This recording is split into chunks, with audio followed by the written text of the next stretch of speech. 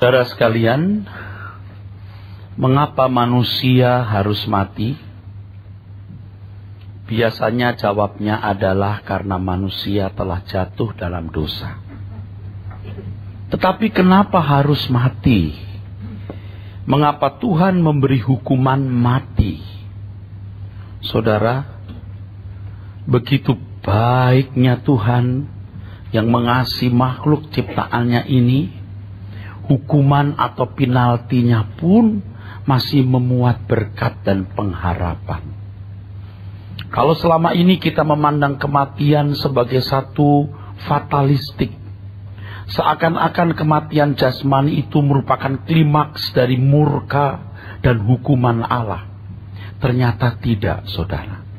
Kematian itu solusi, jalan keluar agar manusia masih memiliki pengharapan, memiliki dunia lain yang lebih baik.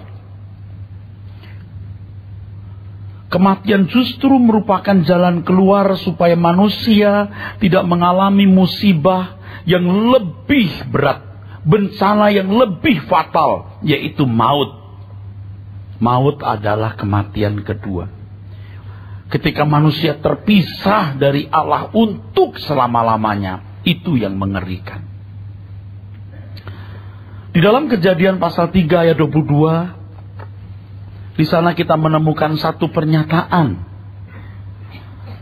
Sesungguhnya manusia itu telah menjadi seperti salah satu dari kita, tahu tentang yang baik dan yang jahat. Maka sekarang jangan sampai ia mengulurkan tangannya dan mengambil pula dari buah pohon kehidupan itu dan memakannya sehingga ia hidup untuk selama-lamanya. Tuhan menghindarkan manusia dari makan buah kehidupan, supaya manusia tidak hidup untuk selama-lamanya. Ayat ini atau teks ini memberikan kesan seakan-akan Tuhan tidak menghendaki manusia hidup untuk selama-lamanya.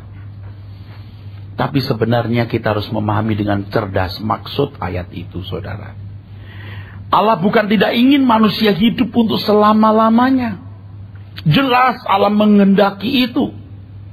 Tetapi hidup untuk selama-lamanya dalam atau dengan kualitas yang baik, bukan dengan kualitas yang buruk.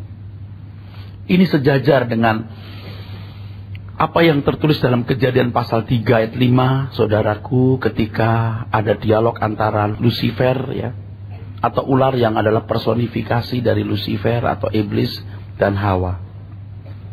Ular berkata, kalau kamu makan buah ini, kamu menjadi seperti Allah, tahu apa yang baik dan jahat. Makanya Allah melarang makan buah itu. Saudara, Allah bukan tidak ingin manusia seperti Allah. Allah bukan tidak ingin manusia tahu apa yang baik dan jahat. Allah mau manusia seperti Bapaknya dan tahu apa yang baik dan jahat dari perspektif, dari sudut pandang dan kebenaran Allah. Saudaraku sekalian, tetapi iblis juga punya sudut pandang atau perspektif. Iblis juga mau seperti Allah dan punya understanding. Nah, saudara, Tuhan tidak ingin manusia menjadi seperti Allah dengan pengertian yang keliru. Allah bukan tidak ingin manusia tahu apa yang baik dan jahat, tapi harus tahu apa yang baik dan jahat dari understanding Allah. Allah bukan tidak ingin manusia menjadi seperti Dia. Justru Allah menghendaki manusia seperti Dia. Sebab manusia diciptakan menurut gambar dan rupa Allah. Tselem Demuth. Kalimat itu luar biasa, saudaraku. Tselem Demuth. Kalau Tselem itu artinya manusia memiliki unsur-unsur yang ada pada Allah, juga ada pada manusia. Pikiran, perasaan, dan kehendak. Sedangkan Demuth itu bicara soal kualitas atau mutu. Bapak Ibu harus tahu bahwa manusia diciptakan Allah bukan dalam kondisi statis atau dalam keadaan statis, tetapi progresif. Pikiran, perasaan, kehendak manusia harus ditingkatkan dalam progresivitas. Dan Allah mau manusia yang diciptakan ini bertumbuh terus, akhirnya menjadi segambar dengan Dia. Dalam istilah Latin yang terkenal, imago Dei, in His own image, segambar dengan Allah. Nah, saudaraku sekalian, jadi firman Allah dalam Kejadian 3:22 tadi, manusia jangan petik buah itu, ya. Nanti manusia akan hidup selama-lamanya. Bukan Allah tidak menghendaki manusia hidup selama-lamanya. Allah menghendaki, tapi dalam kualitas yang baik. Tapi karena manusia telah jatuh dalam dosa, dan ingat, bumi telah terkutuk. Bumi tidak lagi menjadi tempat hunian yang ideal. Bumi tidak lagi menjadi tempat menetap yang baik. Maka Allah harus bunuh manusia. Mati. Kematian itu jadi tidak fatalistik. Sebab masih ada kehidupan di balik kematian itu. Kematian hanya menjadi masa tunggu. Penampungan sementara atau intermediate state. Hades. Untuk sementara waktu, saudaraku sekalian. Sambil menunggu nanti ada seorang pahlawan yang akan datang dan menyelamatkan manusia. Nah, saya akan menjelaskan hal yang mungkin agak rumit, tetapi saya tidak bisa menghindarinya karena hal ini harus saya kemukakan. Dan apa yang tadi saya jelaskan sebenarnya sudah saya kemukakan hanya sebagai apersepsi. Itu dalam dunia didaktik begitu. Ini apersepsi. Saya sudah memberitahu kepada saudara-saudara sekalian. Nah, sekarang yang kita mau persoalkan adalah apa sih yang dimaksud dengan pohon kehidupan? Kenapa tidak boleh dimakan? Apa itu pohon kehidupan? Ya, saudara sekalian, di taman itu Allah menaruh 2 pohon, saudaraku. Ya, Allah menaruh 2 pohon. Yang pertama, pohon pengetahuan yang baik dan jahat, ya. Dan yang kedua adalah pohon kehidupan. Oke. Saya mengajak saudara memahami ini bukan dengan kacamata anak sekolah minggu, atau kacamata mistis, atau kacamata irasional, tidak logis, sehingga menjadi semacam legenda. Agama-agama di dunia banyak yang lahir dari legenda, saudara. Ya, kekristenan tidak boleh begitu. Harus logik, harus rasional, natural. Pohon ini tidak boleh dipahami sebagai pohon physically. Ini simbolisme, ini symbolize, ini penggambaran saja, bukan physically pohon. Sebab ada banyak buah-buahan yang baik untuk dimakan. Nggak boleh ini pohon dianggap sebagai pohon physically yang dimakan cepret, gelek, lalu matanya jreng terbuka. Itu mitos, itu legenda. Tidak mungkin begitu. Kalau buah dimakan jebret, perut kenyang, bukan mata terbuka. Nangkep, saudara? Ini pasti menunjuk konsumsi jiwa. Ini konsumsi jiwa. Jadi Adam dan Hawa itu, saudaraku, menghadapi pergumulan apakah makan buah kehidupan atau buah pengetahuan tentang yang baik dan jahat. Nah, kalau Bapak Ibu masih mau jadi anak sekolah minggu, ya silahkan. Saya sih nggak maksa. Ya, berpikirlah seperti anak sekolah minggu seperti kemarin-kemarin itu. Tapi kalau saudara berpikir dewasa, mari saya tunjukkan kepada saudara. Ini banyak hal yang harus dirubah. Misalnya begini.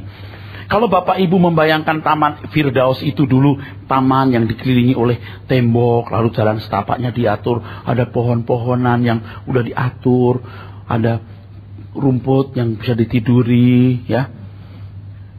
Seperti taman mini. Enggak. Bukan begitu. Yang namanya taman itu bumi ini.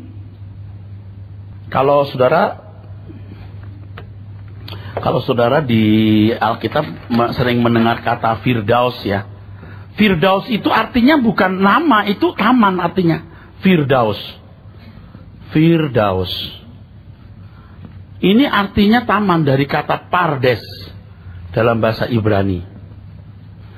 Paradeisos Yunani. Jadi Firdaus. Ini artinya park or garden. Jadi Adam dan Hawa itu, saudara, itu juga tinggalnya pasti di bukit-bukit, di batu, masih zaman batu.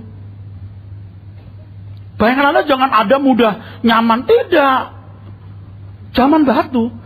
Manusia menemukan kemah, beternak, lalu punya perkas besi, baru cucu-cucu Adam. Zaman Yabal, Yubal, Tubal, Kain baru ditemukan. Jadi sebelum itu pasti mereka itu tinggal di bumi ini. Dengan kondisi yang sangat terbatas, minim, saudara-saudara. Ya. Pengertiannya harus benar dulu, saudara. Nah, manusia menghadapi kemungkinan apakah dia makan pohon pengetahuan yang baik dan jahat atau pohon kehidupan. Ini simbolis. Manusia sebenarnya menghadapi kenyataan apakah dia dipimpin roh Allah atau roh yang lain. Nah, kalau sudah tanya kepada saya, gimana Pak jalannya, caranya manusia dipimpin roh Allah? Bapak Ibu saudara-saudara sekalian, di perjanjian lama kita menemukan di Kejadian pasal 6, ya, roh Allah itu undur dari manusia, ya. Percaya yang saya katakan, ini ayatnya udah benar, nggak mungkin salah. Jadi ketika anak-anak Set, itu anak-anak Allah, kawin campur dengan anak-anak manusia, itu roh Allah baru undur, ya. Oke lah, dibaca dulu Kejadian pasal 6 ayat 1 sampai 3, saudaraku sekalian.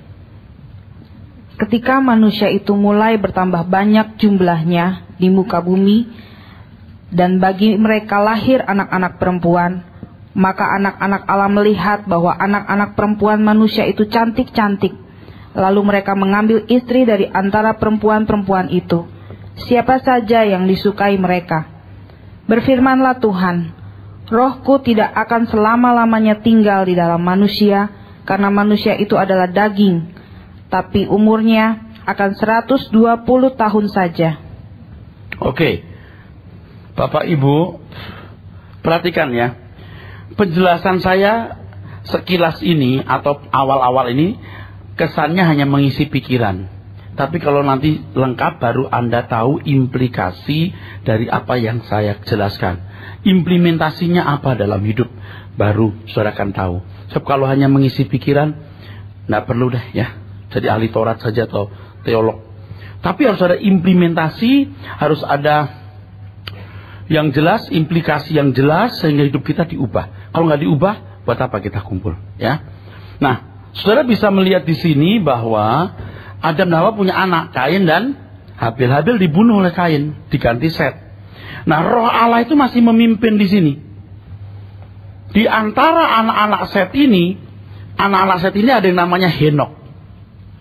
Ini diangkat Tuhan loh, hidup-hidup. Prestasi dari anak-anak Set itu luar biasa. Kenapa disebut anak-anak Allah? Alkitab berkata, yang dipimpin roh Allah, Roma pasal 8, adalah anak Allah. Sedangkan Kain ini pembunuh, ini disebut anak-anak manusia. Ketika terjadi kawin campur, saudaraku, di sini kawin campur, rohku tidak bersama-sama lagi. Roh Allah undur. Nanti roh Allah akan kembali diturunkan menjadi meterai, tusil, esfrakistete dalam bahasa aslinya, artinya distemmelkan, dimeteraikan, itu nanti pada zaman ketika Tuhan Yesus menebus dosa manusia. Nah, kita semua bisa dapat meterai Roh Kudus itu, ya. Oke. Nah, kembali kepada yang pertama dijelaskan tadi, bahwa mereka harus memilih dipimpin roh Allah atau dipimpin bukan roh Allah. Sampai sini nangkep, saudara? Masih ikutin saya? Nah, rupanya manusia jatuh dalam dosa. Roma 3 ayat 23. Dosa di sini, saudara, dosa di sini itu sebenarnya tidak punya pengertian jahat. Dari teks aslinya, hamartia. Hamartia. Itu artinya hanya meleset. Tidak kena sasaran. Sasarannya apa? Sebenarnya manusia sasarannya adalah seperti Allah. Punya kemuliaan Allah. Punya hakikat seperti Bapa, like Father, like Son. Seperti yang tadi saya kemukakan, saudaraku sekalian. Supaya manusia punya demus, kualitas seperti Allah. Bukan hanya punya pikiran, perasaan seperti Allah, tapi juga kualitas. Tapi kualitas belum sampai jatuh, meleset. Meleset, artinya tidak kena sasaran. Nah, meleset bukan berarti kalau manusia jadi rusak. Rusak total, tidak. Selama entah berapa ribu tahun, berapa juta tahun mereka di Taman Eden, dalam pergumulan itu, Allah telah mengajarkan juga pasti norma-norma. Kebaikan-kebaikan. Sehingga manusia tidak kehilangan kemuliaan manusia, tapi kehilangan kemuliaan Allah. Padahal yang ditargetkan adalah manusia seperti Allah. Dengan understanding seperti Allah. Gagal, meleset. Tapi manusia tidak rusak sama sekali. Buktinya apa? Di dunia ini sebelum zaman Yesus, ada agama-agama yang lahir di India, di Cina, filosofi, etika di Cina. 4 jempol. Yang melahirkan orang-orang beretika. Melahirkan orang-orang baik. Kalau Anda melihat film-film silat, keluhuran pribadi-pribadi tokoh-tokoh itu menunjukkan kehebatan, keluhuran pribadi manusia yang kemuliaannya belum hilang. Tapi maksud Allah bukan kemuliaan manusia, kemuliaan Allah. Makanya meleset udah. Nah, keselamatan dalam Yesus Kristus itu hendak membawa manusia kepada kemuliaan Allah, bukan hanya jadi orang baik. Nah, kalau baik aja kagak, lu siapa gua nanya? Kalau baik aja saat tidak, you mau jadi apa? Ya, tapi kita kan diselamatkan bukan karena perbuatan baik. Oh ya, kita diselamatkan bukan karena perbuatan baik. Tuhan Yesus datang ke dunia bukan karena kita baik, saudaraku. Dia memberi anugerah, pemberian cuma-cuma. Setuju? Tapi orang yang diselamatkan pasti dibawa kepada kemuliaan Allah. Tapi baik saja tidak, gimana you mau mulia seperti Allah? Oke, saya teruskan ya. Kita masih nanya lagi, apa itu pohon kehidupan? Belum dijelaskan kan? Oke. Kalau pohon pengetahuan tentang baik dan jahat ini bicara soal understanding, perspektif atau sudut pandang iblis yang membuat manusia menjadi luncas. Lalu apa itu pohon kehidupan? Pohon kehidupan itu, saudara, sebenarnya adalah hakikat Allah. Hakikat Allah atau kebenaran Allah. Pohon kehidupan itu kebenaran Allah. Kebenaran Allah itu menyangkut hakikatnya. Kalau saya di rumah misalnya sebagai ayah berkata, tidak boleh pulang di atas jam 10 malam. Kalau keluar rumah, lewat pintu pagar, dikunci baru jalan. Kalau keluar kamar mandi, matikan listrik. Itu hukum bukan? Betul hukum? Hukum. Hukum-hukum itu mau tidak mau pasti lahir dari filosofi saya, kebijakan saya, kecerdasan saya, dan pertimbangan-pertimbangan saya. Betul, saudara? Oke. Tapi hukum-hukum itu belum mewakili hakikat saya. Banyak kasus yang lain yang bisa terjadi. Betul? Bukan hanya kasus pintu gerbang ditutup, bukan hanya kasus pulang malam, bukan hanya kasus kamar mandi. Tapi banyak kasus. Nangkep maksudnya? Nah, Allah itu menghendaki kita bukan hanya tahu hukumnya. Sebab hukum belum mewakili hakikat Allah. Maunya Tuhan itu apa? Nah, kekristenan itu membawa kita kembali kepada pengertian akan hakikat Allah yang gagal dilakukan oleh Adam. Tapi berhasil dilakukan oleh Tuhan Yesus.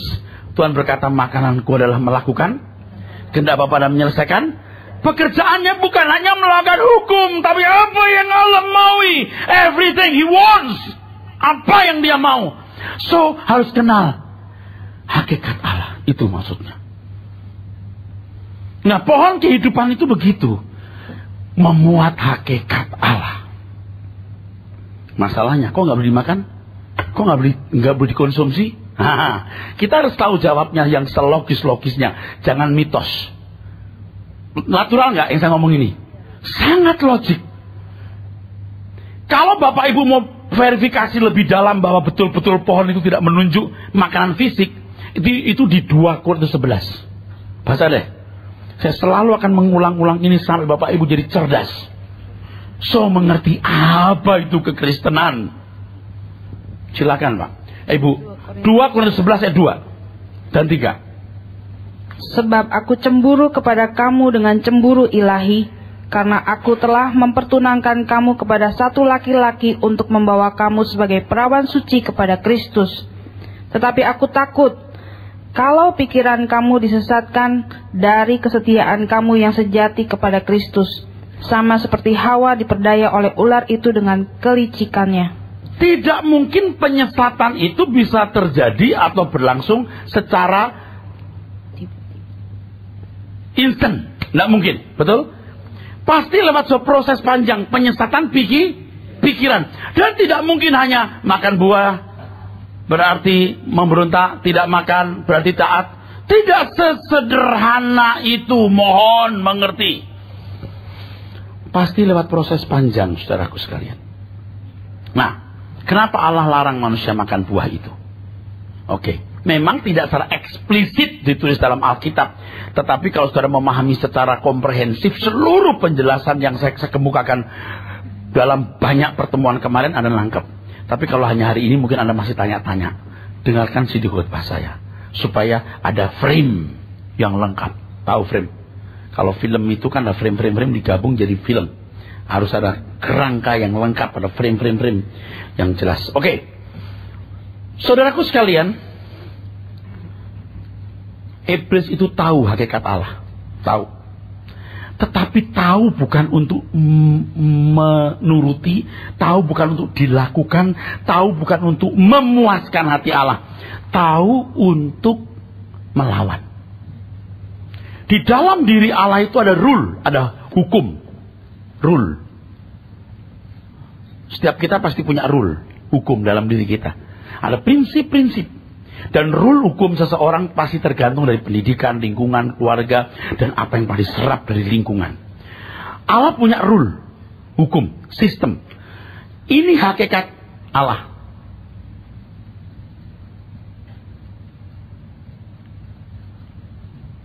Iblis melihat. Di dalam hakikatnya itu, iblis menemukan celah untuk bisa melawan dia. Kalau aku memberontak, aku mau seperti dia, aku tidak akan terbukti berbuat salah. Kenapa? Karena tidak ada pembuktian. Dalam bahasa hukumnya nggak ada corpus delicti. Corpus delicti. Latinnya corpus delicti. Delicti. Corpus delicti itu artinya fakta yang membuktikan adanya kejahatan atau kesalahan dilakukan. Kalau ini jalan, saya naik masuk, salah nggak? Enggak. Tapi begitu ada forbidden di depannya, salah nggak masuk sini? Nah, forbidden itu adalah corpus delicti. Alkitab mengatakan di mana tidak ada hukum Taurat, tidak ada kesalahan. Dengan adanya hukum Taurat, maka ada kesalahan. Nah, hukum Taurat itu corpus delicti. Iblis tahu Allah nggak bisa memblame, menyalahkan dia, sebab nggak ada corpus delicti. Nah, saudaraku sekalian, manusia diciptakan itu sebenarnya pada dasarnya harus menjadi corpus delictinya. Ketika manusia taat, progresif, sampai tingkat ketaatan tak bersyarat, ya, unconditional, ya, sampai tidak bersyarat, unconditional submission, sampai tingkat kepatuhan yang mutlak, total submission. Ini iblis terbukti salah, jadi corpus delictinya. Tapi belum, udah meleset. Bukan jadi jahat kayak binatang, enggak. Kemuliaan manusia ada, tapi enggak mencapai kemuliaan Allah. Itu cukup membuat iblis tidak terbukti. Siapa nanti yang bisa membuktikan iblis kalah? Tuhan Yesus yang taat sampai mati, bahkan mati 3 kali. Tuhan Yesuslah korpus deliktinya. Dan setiap orang percaya juga harus menjadi korpus delikti. Maka Tuhan berkata, seperti aku menang, kamu harus menang. Menangnya di mana? Taat dengan total submission, dengan unconditional submission. Itu maksudnya. Nah, kalau sekarang dikit-dikit orang berkata kamu umat pemenang, itu menyesatkan. Dia belum apa-apa kok bilang menang. Itu bodoh dan ngawur, saudaraku. Anda bisa ngerti maksud saya? Salah! Itu menyesatkan, saudaraku. Ini dari korpus deliktinya. Nah, manusia itu didesain untuk, kenapa tidak boleh makan buah ini? Belum. Kalau watakmu belum benar, lewat Injil, penebusan, kamu bahaya. Nanti kamu kayak setan. Hidup terus tapi gak punya pengharapan. Mati saja. Tetapi Tuhan masih akan menghakimi menurut perbuatan. Lalu bisa masuk kehidupan yang akan datang. Kalau saya bilang masuk surga nggak rela, kayak Ayub. Itu kan bukan zamannya, bukan orang Yahudi Ayub itu. Dan tokoh-tokoh lain di perjanjian lama yang tidak pernah mengenal penebusan dalam darah Yesus Kristus, tapi berbuat baik. Mereka boleh masuk dunia akan datang, bukan masuk neraka. Boleh masuk dunia akan datang, tapi bukan menjadi anggota kerajaan. Sebab yang menjadi anak-anak anggota kerajaan, mereka-mereka yang seperti Bapak, like Father, like Son, yang seperti Yesus yang menang. Oke, nangkap maksudnya? Ada warga kerajaan surga, ada buah sulung roh, kata Alkitab. Nah, buah sulung roh itu kita. Kita yang mana? Kita yang mau tidak menyayangkan nyawa. Sebab yang menang adalah mereka yang tidak menyayangkan nyawa. Yang bisa mengalahkan iblis cuma satu, cuma dua. Satu darah Yesus, yang kedua yang tidak menyayangkan nyawa. Nah, ini nanti saya singgung kalau waktunya cukup. Yang berani tidak punya keinginan kecuali memuliakan Allah. Baik makan, baik minum atau melakukan sesuatu yang lain, melakukan semua untuk kemuliaan Allah. Itu baru bisa jadi pemenang. Tapi siapa yang mau begitu? Tapi saya mau. Udah terlanjur bahasa begini. Saudara melihat manusia jadi korpus delikti, ya. Masih bersama saya, saudara? Hebat kan kebenaran itu? Hebat sekali. Maka saudara kalau mendengarkan CD khotbah saya, itu banyak harta yang gak bisa beli pakai duit. Gak bisa. Luar biasa kebenaran itu. Bukan saya mengatakan saya paling benar atau saya paling sempurna. Enggak. Tapi saya kagum dalam kebenaran firman Tuhan ini, saudaraku sekalian. Nah, ketika Lucifer memberontak, dia tidak mungkin tanpa alasan. Tidak mungkin gak ada triggernya. Dia tahu peluang ini. Dia lihat celah untuk pemenangan tersebut, saudaraku. Nangkep, saudara? Selama ini kan bayangan kita Lucifer itu jahat gitu, bawa orang ke neraka gitu. Padahal tidak. Tidaknya di mana? Lucifer memang jahat, tapi tidak bermaksud membawa orang ke neraka sebenarnya. Lucifer itu kalau bawa malaikat ke neraka, nggak ada malaikat yang mau ikut. Lucifer nggak mimpi punya neraka, nggak mau dia. Memang dia mau mengambil tahta Allah supaya dia bisa menguasai surga dan menjanjikan para malaikat yang dihasutnya untuk menguasai surga. Kalau seandainya manusia sudah ada pada waktu itu, dia juga menjanjikan surga kepada kita. Surga yang mana, Pak? Ya surganya Allah Bapa. Cuman bedanya itu surga kepala pemerintahnya dia, itu maksudnya. Halo? Nangkep maksudnya? Jangan marah dulu dong, masuk Lucifer gak jahat. Jahat. Mosok nggak bawa ke surga, bawa ke surga. Pada mulanya memang tidak bermaksud membawa malaikat atau siapapun yang mau dihasutnya ke neraka. Tidak. Mau dibawanya ke surga. Surga yang mana, Pak? Ya surganya Allah Bapa. Cuman kepala pemerintahannya kunyuk sialan ini. Cuman dia gagal, Pak. Dia gagal. Surga itu gagal. Gagal dikalahkan oleh siapa? Tuhan Yesus. Jadi gagal ya. Jadi gagal ya, saudara. Di surga dia gagal, dia dibuang ke bumi. Nah, sekarang Lucifer nggak punya surga. Surga abadi nggak punya. Tapi masih punya surga sementara. Bumi ini. Bumi ini, Pak. Ini surganya dia. Nah, kan maksudnya? Makanya dia berkata, kamu mau kuberikan dunia padamu kalau kau sembah aku. Nah, Tuhan Yesus ngajarin kita. Begitu datang ke dunia, dia berkata, kumpulkan harta di surga, bukan di bumi. Paham gak? Dunia bukan rumahmu. You are not of the world. Kamu bukan dari dunia ini. Nah, tapi berapa banyak orang Kristen yang nurut. Karena sulit sekali orang ngerti. Banyak orang berpikir bahwa dunia ini seakan-akan satu-satunya dunia yang dimiliki dan dinikmati. Justru dunia ini bukan rumah kita. Mau sepotong, silakan. Tapi Tuhan berkata, kamu tidak bisa mengabdi kepada dua Tuhan. Kenapa orang sulit banget sih, Pak? Mikir begitu. Karena yang Anda lihat rata-rata memandang dunia ini seakan-akan satu-satunya dunia yang dia miliki dan dinikmati. Dan gaya hidupnya dikalimatkan oleh Paulus dalam 1 Korintus 15 ayat 32. Marilah kita makan minum sebab besok kita mati. Padahal bumi ini sudah terlaknat. Suatu hari nanti akan jadi lautan api. Pasti. Ini udah terkutuk, Pak. Tuhan akan siapkan langit baru, bumi baru. Sonono. Mau enggak? Enggak mau, terserah. Itu yang jadi masalah, saudaraku. Betapa sulitnya mengajak orang untuk menyadari bahwa hidup di bumi ini hanya sebuah persiapan. Gereja harus bersuara tegas.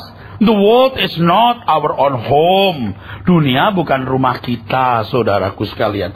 Jadi kalau kita hidup, saudaraku, misalnya saudara hidup di sini, ini kuburan. Kita itu hidup bukan untuk di dunia ini.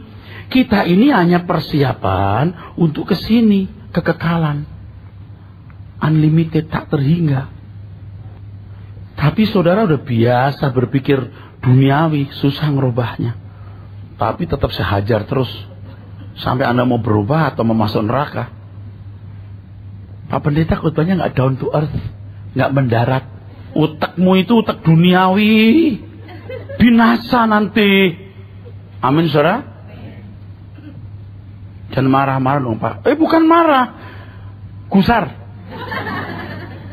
Krisis. Aduh, saudara, kita ini kan udah dipatok bakal mati. Tiap detik itu udah jalan terus itu argo kematian kita. Tek itu argonya jalan terus. Nah, kok orang nggak memahami loh, saudaraku, ya? Banyak orang Kristen masih memiliki cara hidup seperti ini. Yaitu marilah kita makan minum sebab besok kita mati. Banyak orang Kristen dengan cara hidup seperti itu tapi merasa sejahtera, tidak merasa bersalah. Sebab mereka memiliki kehidupan yang ada plus maksud saya. Mereka merasa ada plusnya. Plusnya apa? Ke gereja. Apalagi udah melayani Tuhan. Waduh, udah rasanya pede bener. Melayani itu apa? Ke gereja? Bukan. Jadi aktivis? Enggak. Menyenangkan Tuhan. Apa yang dia ingini kita lakukan itu namanya melayani Tuhan. Amin ya, saudara. Apa yang dia ingini kita lakukan itu namanya melayani. Bagaimana bisa mengerti itu? Kalau kita mengenal hakikat Tuhan. Oh, tidak membunuh, tidak berzina, tidak mencuri. Itu masih gampang. Tapi kalau bersikap pada orang yang tulus, murni, siapa yang bisa baca? Allah yang bisa baca.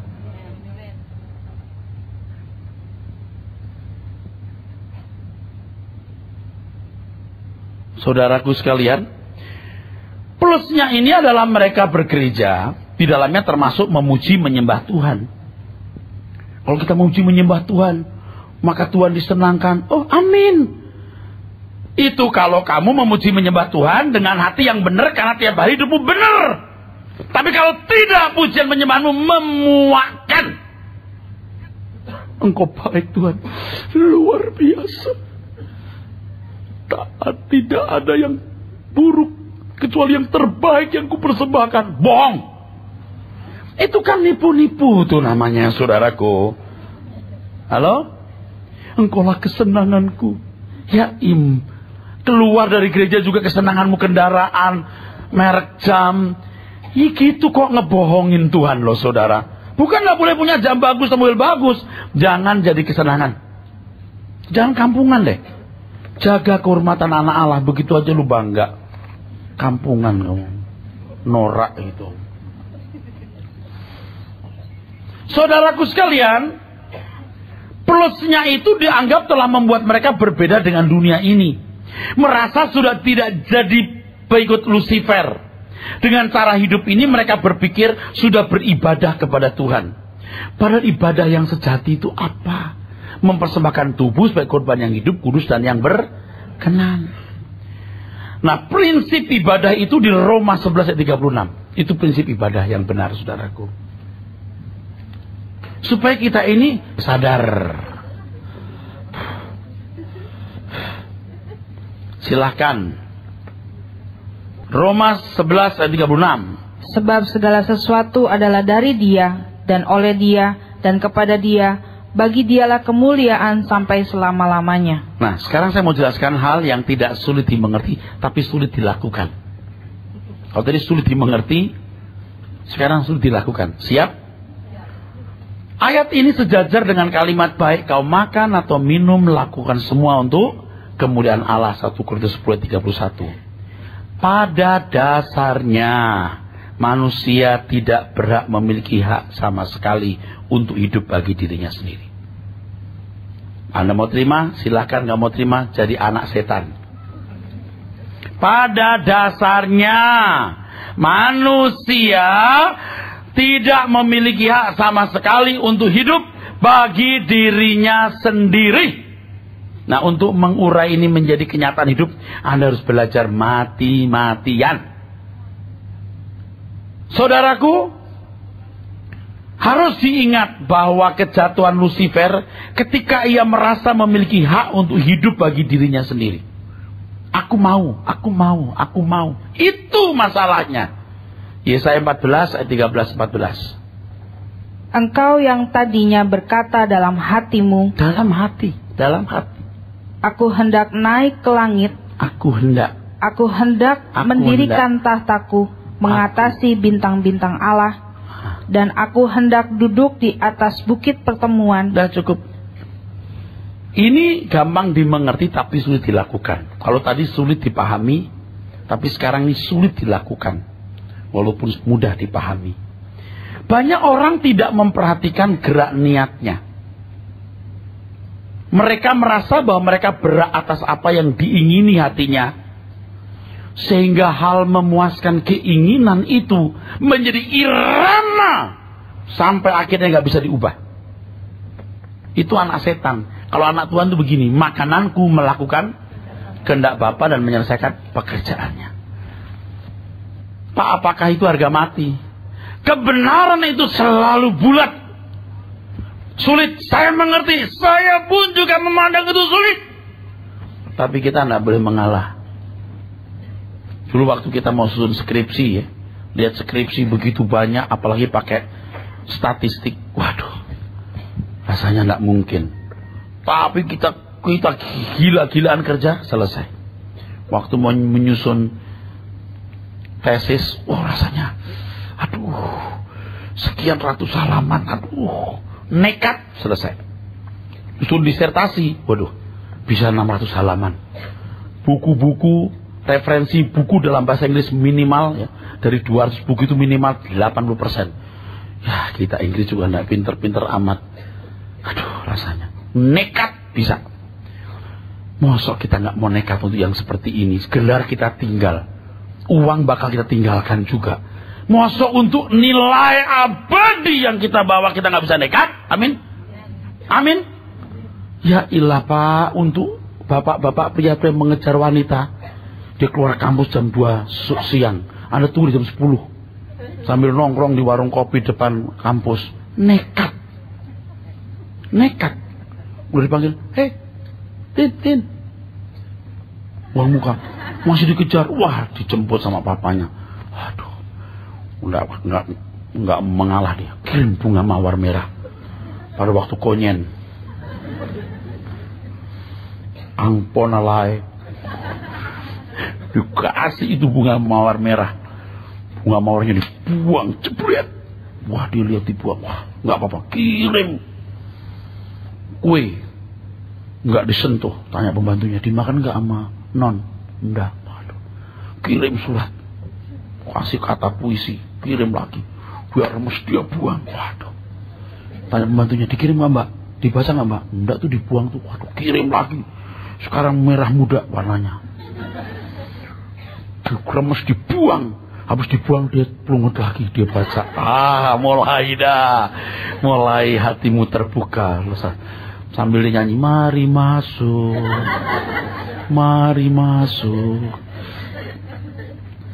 Itu sambil nyanyi begitu tuh si Nona. Terus si pria bilang, ku sungguh puas. Wah.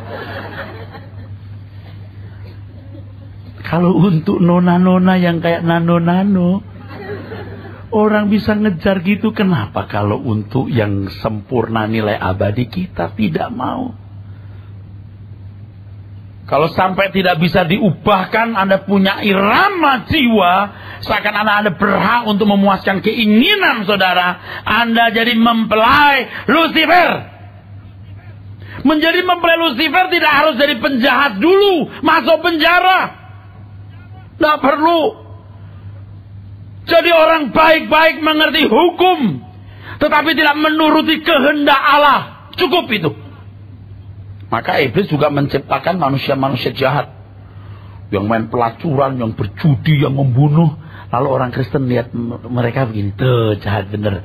Gua lebih baik. Tuh masuk neraka. Kalau saya juga. Dia tidak melakukan kehendak Allah kok. Apa yang baik, yang berkenan dan yang sempurna. Pak Bu, kenapa kita nggak ambisi untuk yang begini ya? Kenapa kita ambisi untuk yang lain? Dan berani mempertaruhkan apapun untuk itu? Kenapa bukan untuk kesempurnaan yang punya nilai abadi? Untuk memiliki prinsip bahwa segala sesuatu dari Dia, oleh Dia, dan bagi Dia, memerlukan proses panjang dan berat. Jangan plus saudara itu saudara anggap sebagai bekal yang cukup orang masuk surga. Tuh loh, ke gereja memuji menyembah Tuhan, jadi aktivis gereja dan masuk surga. Bukan. Seringkali hal itu malah menjadi tempat persembunyian niat.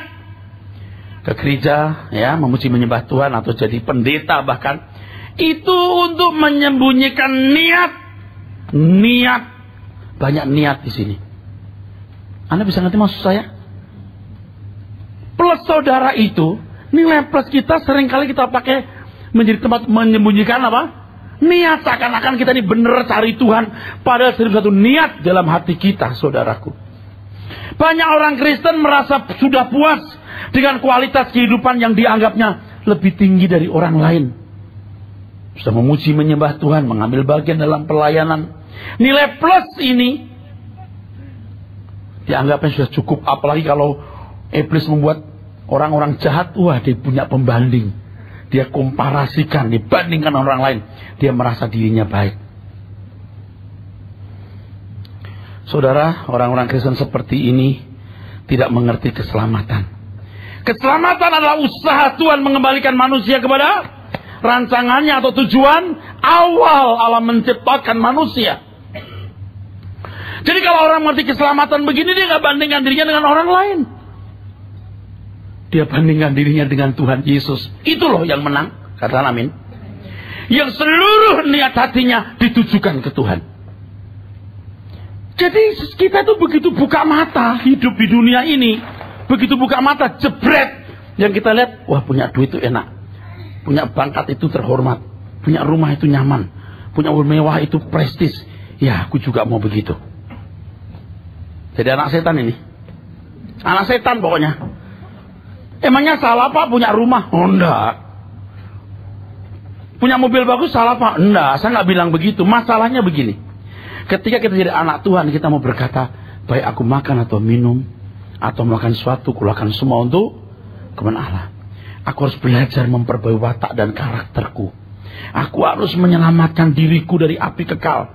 Ini yang namanya mengasihi diri sendiri. Supaya dia bisa mengasihi orang lain. Kasihlah sama manusia seperti kau mengasihi dirimu sendiri. Kasih dirimu sendiri. Selamatkan dirimu. Belajar kebenaran, bertobat. Kalau sudah begitu pasti dia akan membuat orang lain juga. Ayo kita selamat. Nah supaya ini semua bisa lancar, aku harus sekolah. Aku harus berkarir. Aku harus punya duit. Aku harus sehat. Aku gak bisa jadi beban bagi orang lain. Baru. Jadi kau baik makan atau minum. Lakukan semua untuk kemuliaan Allah. Beri tepuk tangan. Jadi kalau ada anak-anak kamu gak sekolah dengan rajin, kamu gak karep menyenangkan Tuhan. Kamu kurang ajar. Bukan hanya kurang ajar kepada orang tua, nak. Papa mama yang banting tulang cari uang untuk kamu, tapi juga kamu kurang ajar kepada Tuhan. Sebab Tuhan ciptakan kamu supaya kamu sekolah rajin, supaya kamu ranking, punya keahlian, punya ekspertisi, dicari orang, dibutuhkan orang, punya duit, sehat, berguna, baru kamu berguna untuk kemuliaan Tuhan juga. Boleh punya mobil, rumah, jam tangan bagus, silakan. Kalau itu bagianmu boleh. Tapi jangan melakukan itu untuk nilai diri. Anak setan itu. Awas nih, saya udah ngomong gini gak berubah loh. Awas loh. Masih amin gak ya? Keselamatan usaha Tuhan mengembalikan manusia kepada rancangannya. Karena tidak ada target. Ngerti gak saudara? Kan kita membandingkan diri dengan manusia yang berdosa, yang gak punya target. Harus bandingkan dengan Yesus. Aku mau menjadi seperti dia. Aduh aku masih jauh. Dia punya target. Kalau nggak punya target, yang ditarget itu perkara dunia. Tahun ini saya mau ganti mobil, 2 tahun lagi saya punya rumah pribadi. Saya punya cita-cita punya ranch di Perth. Aduh aku pengen beli apartemen di Sydney. Bukan, nggak boleh. Akhirnya yang ada targetnya hanya pemenuhan kebutuhan jasmani, yang kadang-kadang itu nilai diri dan citra diri. Mengerti saudara? Oh saya punya villa di London. Waduh nilainya luar biasa ya. Bukan gak boleh. Kalau itu nilai dirimu, kamu hidup untuk dirimu sendiri. Lucifer itu begitu loh. Yuk jadi anak Lucifer gak harus masuk penjara jadi penjahat. Niatmu kau puaskan itu sudah cukup kau menjadi anak Lucifer. Karena tidak ada target rohani, maka yang mereka targetkan adalah pemenuhan kebutuhan jasmani. Keinginan daging, keinginan mata, keangkuhan hidup. 1 Yohanes 2, 15-17 itu bukan berasal dari Allah. Mereka berurusan dengan Tuhan pun karena target-target itu. Supaya bisa meraihnya di kompetisi berat marketplace, di tengah-tengah persaingan dengan anak dunia. Perlu Tuhan yang dahsyat, yang luar biasa. Nah, akhirnya berurusan dengan Tuhan pun karena target-target itu. Dan betapa celakanya kalau gereja dengan pelayan-pelayannya melegalisir niat-niat tersebut. Bahkan justru merangsang jemaat untuk mengembangkan hal tersebut. Jangan khawatir. Mujizat setiap hari. Yakin. Yakin apa? Klaim janjinya. Janji yang mana? Janji yang mana saya mau tanya? Doa kamu akan dijawab. Isi doanya apa? Nggak ngerti hakikat Allah ini. Orang tua yang baik saja tidak selalu memenuhi keinginan anak. Setuju? Setan memberi apa yang kamu minta, tapi Allah memberi apa yang terbaik menurut dia. Mau pilih yang mana? Setan, silahkan situ. Dalam nama Yesus. Jadi mana kebenaran firman yang mendukung itu? Klaim janjinya dia akan menyertai. Dia hanya menyertai orang-orang yang melayani dia. Ketika terus mengatakan dia akan menyertai kamu sampai kesudahan zaman, dia berkata untuk orang yang pergi ikut bekerja bagi Tuhan. Allah akan memenuhi segala keperluanmu. Itu ucapan Paulus kepada jemaat Filipi yang ikut memikul beban pekerjaan Tuhan. Bukan seorang yang masih punya ambisi untuk dirinya sendiri. Kok Tuhan mau jadi kacung kampret? Tuhan menjadikan kacung kampret dia. Nah, akhirnya tidak sedikit gereja dan pelayan-pelayannya menawarkan jasa dengan doa. Doa, saya doakan. Pemberitaan firman-Nya, klaim janjinya. Ini kan merusak, saudaraku. Terserah situ deh. Ini banyak pendeta mau kasih angpau. Doanya jual jasa. Dia tidak tahu itu dipakai setan untuk memperkuat niat-niat ini. Kalau orang yang benar, anak Tuhan yang benar, doanya adalah bukan kehendakku yang jadi, tapi kehendakmu lah. Dan orang seperti ini gak akan jadi miskin, Pak. Percaya gak, saudara? Tidak mungkin dipermalukan Tuhan. Kok takut tuh Allah yang punya langit dan bumi kok? Orang kafir tanpa Tuhan bisa kaya, bisa makmur secara fisik. Kok Anda takut? Anda pasti disertai Tuhan. Tapi yang utama, dunia bukan rumahmu. Iblis cuma punya surga kecil, dunia ini. Nih, dia gagal punya surga di atas. Dia punya surga kecil di sini. Ini surga. Uranus atau Samayim, ini bumi. Earth. Ya, ini di lautan api, Pak. Kok kita mau yang di sini? Tahu nggak, kita bayar terus itu. Argo hidup kita. Dan bakal mati habis. Tuhan berkati. Amin.